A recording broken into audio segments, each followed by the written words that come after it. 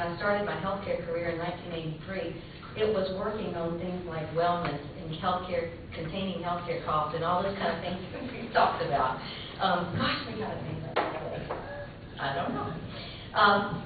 I am excited that there has been a group of community citizens in Spartanburg County who, for the last year, have been struggling with what are the issues in our community. And I think that is significant because we're not going to have an impact if people don't care about the issues. And I think what we've got in Spartanburg is a large group of people who are asking what and why and what can we do about it. And that is the first step to improvement. So I'm real excited about that. The news that we found over the past year is just, well, it's just flat out depressing. So I will share some of that depressing news with you. Like my two friends who spoke before me, access to care, we found when we looked at the issues in Spartanburg County, there were actually 4 issues of major concern to us. The first being access to care. What we found in our community is that we have 3 safety net providers who take care of our uninsured people in this community. Yet all 3 of our safety net providers are full. They're at capacity. Guess what happens when folks don't have access to care? Well, a couple of things happen. One, there was a study that just came out last month in South Carolina that said uninsured people don't seek care when they don't have insurance. 50% of the people that they surveyed in South Carolina this year said that they chose not to get medical care even though they needed it because they didn't have insurance. So when people don't seek medical care when they need it, they end up in the hospital. Last year at Spartanburg Regional, we provided $80 million in charity care. $80 million in charity care. And probably that was care that was provided at what we call a crisis care level of care. Episodic care because you waited too long because you couldn't afford to go to the doctor. Another thing that we found is that the uninsured people in our community don't have a medical home. If you don't have a medical home, you're not going to get that primary care, you're not going to focus on prevention. They can't have a medical home in our community because, as I said to you just a moment ago, our uninsured, our safety net providers who care for our uninsured are full. So here's another thing that happens when uninsured people don't have a medical home. They end up in the emergency room for non-emergent care. Last year, 48% of our 100,000 ER visits at Spartanburg Regional were related to non-emergent care. That's to the tune of $9 million that we provided in Spartanburg County alone for uninsured people. They have to get care somewhere, and so they're going to end up in, unfortunately, the most costly level of care, and that's a hospital emergency room. The second area that we focused on this past year was on chronic disease, and what we found was frightening, again, and consistent with what folks have already said today. If you walked into the hospital, either Spartanburg Regional or Mary Black today, what you would find is that 80% of the people in the hospital today are there because of chronic disease. 80%. So when we look at that issue, what concerns us is over 50% of what affects chronic disease today relates to us, is controllable by us.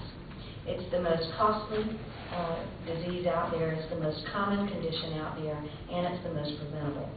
So when we looked at the 3 major risk factors, obviously the 3 most important risk factors for chronic disease are tobacco, they are unhealthy eating, and lack of physical activity.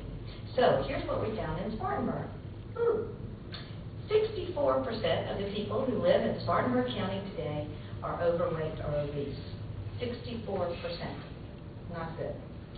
What we found in Greenville, a study just released a couple of weeks ago, and we are really excited about their work because there's so little data on children and obesity.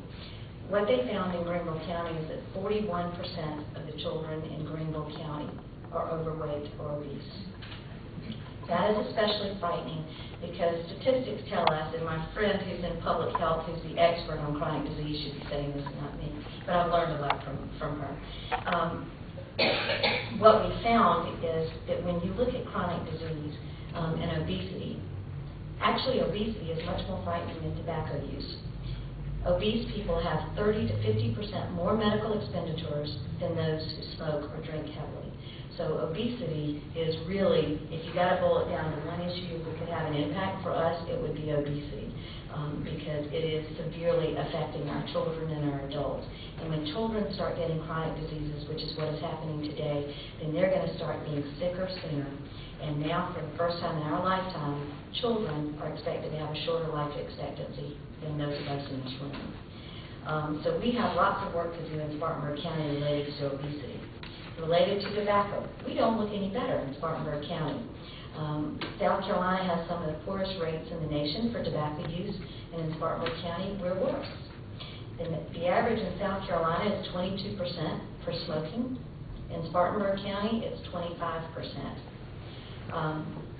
Also, another scary statistic for us in Spartanburg County is nationally the #1 cause of death is heart disease. In South Carolina, the #1 cause of death is heart disease. But in Spartanburg County, the #1 cause of death is cancer. So one might ask the question that that might be another area that we need to focus on. And the last area of huge concern for us is, just as Tim mentioned earlier, is health disparities. What we found is we have huge health disparities in Spartanburg as well as in South Carolina. And the other thing that we found is that most people are not aware.